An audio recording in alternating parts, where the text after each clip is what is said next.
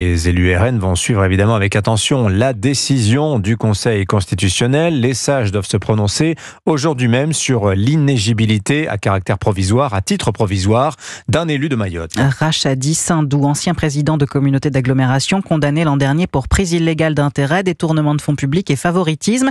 Il dénonce une peine qui porte atteinte, selon lui, à la liberté de l'électeur.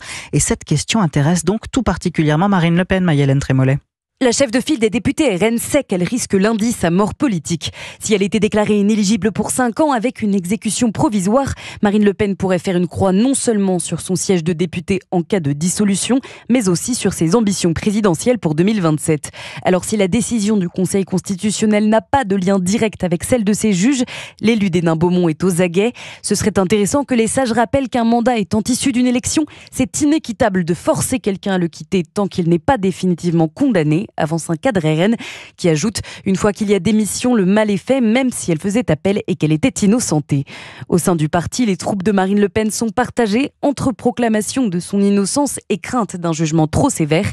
Quant à la députée du Pas-de-Calais, elle est décrite comme sereine par ses proches. C'est une Le Pen, elle se transcende dans l'adversité. Plus on la cherche, plus on la trouve, explique l'un d'entre eux, qui ajoute « Elle sait qu'aujourd'hui, elle n'aura pas d'impact sur la décision, mais pour elle, le combat judiciaire fait partie du combat politique ». Maï-Hélène Trémollet du service politique d'Europe 1.